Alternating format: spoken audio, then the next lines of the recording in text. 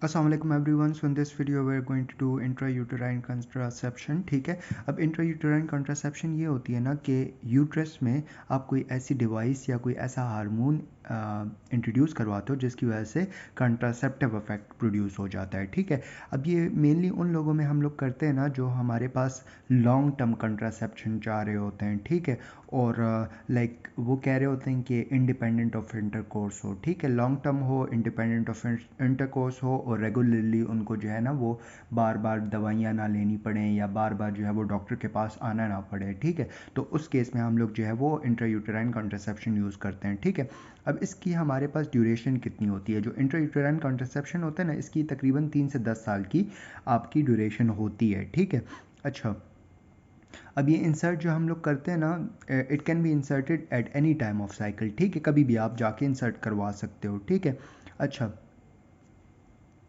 और दूसरा ये होता है ना कि जो इसमें अब दो टाइप्स होती है ना, वो मैं बाद में बता दूंगा, कॉपर डिवाइसेस और एक आपकी लीवन और गैस्ट्रल इंट्रायूटेराइन डिवाइस। ठीक है, तो कॉपर डिवाइस जो होती है ना वो हम लोग जो है वो मोर देन 40 ईयर फीमेल जो होती हैं उनमें हम मोस्ट कॉमनली यूज़ करते हैं, और जो लीवन और गैस्ट्रल वाली है वो मोर देन 45 में। तो मेन बस आप ये याद रख लो कि वो फीमेल्स जो independent of intercourse long term contraception चाहती हैं, ठीक है, और बार बार जो है वो हॉस्पिटल नहीं आना चाहती, डॉक्टर के पास नहीं आना चाहती, तो वो लोग ये करवाती हैं। ठीक है, अब इंट्रायूटेराइन डिवाइसेस कौन लोग यूज़ नहीं कर सकते? देखो, जिसकी यूट्रस में कोई प्रॉब्लम है, जैसे कि यूट्रस में कोई पहले से कोई प्रेगनेंसी, ऑब्वियसली प्रेगनेंसी है तो वो तो इरिटेट होगा बच्चा।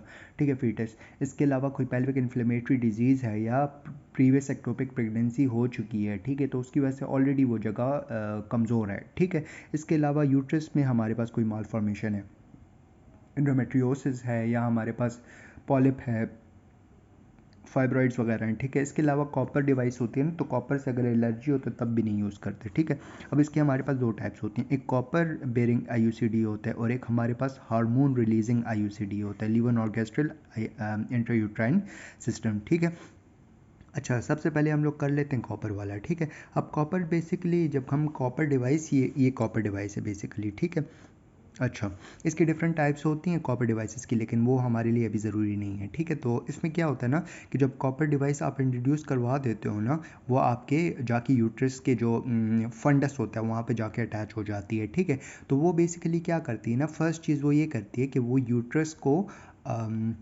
बेसिकली फॉरेन बॉडी होती है ना, तो फॉरेन बॉडी की वजह से आपका इन्फ्लेमेटरी रिएक्शन हो जाता है, तो आपका जो एंडोमेट्रियम होता है ना वो less suitable for the conception हो जाता है। ठीक है, इम्प्लांटेशन के लिए लेस सूटेबल होता है। ठीक है, इसके अलावा जो कॉपर होता है ना वो स्पर्म की मोटिलिटी को भी इनहिबिट करवाता है। ठीक है, स्पर्म की मोटिलिटी को भी इनहिबिट करवाया, और दूसरा ये कि जो एंडोमेट्रियम है वो less suitable for the implantation. ठीक है, अब इसके एडवांटेजेस क्या होते हैं? देखो, एक तो हाईली इफेक्टिव है। ठीक है, एक इसका लॉन्ग टर्म इफेक्ट होता है। ठीक है, तीसरा ये कि इसमें इंडिपेंडेंट ऑफ द इंटरकोर्स है। ठीक है, रिवर्सिबल भी है। ठीक है, अब साइड इफ़ेक्ट क्या हो सकते हैं? देखो, अगर आप आईयूसीडी डालोगे ना तो एबनॉर्मल ब्लीडिंग हो सकती है, इंक्रीज मेंस्ट्रुअल ब्लीडिंग। ठीक है, जिसको रिलीव करने के लिए हम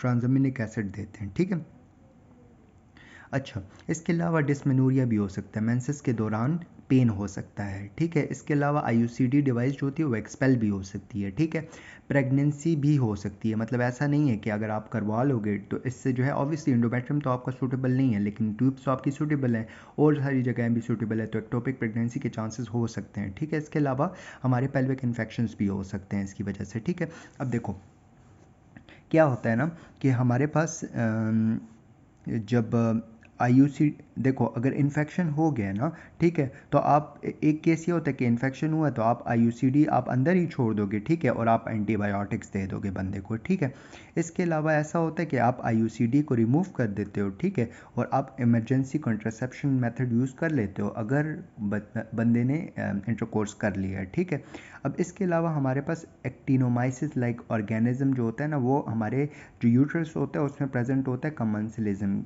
के ज़रिए। ठीक है, अब अगर हमारे पास वो प्रेजेंट है, ठीक है, और उसके साथ सिम्टम्स भी आ रहे हैं, ठीक ठीक है, तो आपने पेनिसिलिन और पेनिसिलिन देनी है बंदे को और आईयूसीडी रिमूव करवा देनी है। ठीक है, और अगर एसिम्प्टोमेटिक है तो आप कुछ भी नहीं करते। ठीक है, अच्छा, फिर इसके बाद हमारे पास परफोरेशन भी हो सकती है यूट्रस की ना। जब यूट्रस परफोरेट हो जाएगा, ठीक है, तो वो हमारे पास लाइक देखो परफोरेट हुआ है, रिस्क फैक्टर्स क्या हो सकते हैं। एक अनएक्सपीरियंस बंदे ने काम किया है, ब्रेस्ट फीड करवा रही है कोई फीमेल, ठीक है, तो ऑब्वियसली ब्रेस्ट फीड कौन फीमेल करवाती है, जिसकी अभी अभी प्रेगनेंसी जो है वो ख़त्म हुई है, तो वो अब बच्चे को फीड करवा रही है, मतलब कि उसका यूट्रस कमज़ोर है।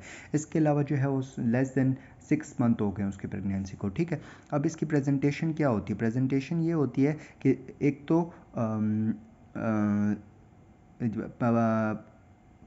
इस परफोरेशन की प्रेजेंटेशन क्या होती है कि आपको एक तो थ्रेड मिल नहीं रही होती, ठीक है, missing thread of the device, pain हो रहा होता है एक्सेसिव इंट्रायूटेराइन डिवाइसेस जब आप अल्ट्रासाउंड में देखते हो नहीं मिलता, और एक्सरे में जब एब्डोमेन में देखते हो तो आपको मिल जाती है, ठीक है। अच्छा जी, फिर इसके बाद परफोरेशन को आप ठीक कैसे करते हो, एक तो लेप्रोस्कोपिक रिट्राइवल कर लेते हो और एक लेप्रोटमी कर लेते हो, ठीक है, अगर आपकी लेप्रोस्कोपी फेल हो जाती है, ठीक है।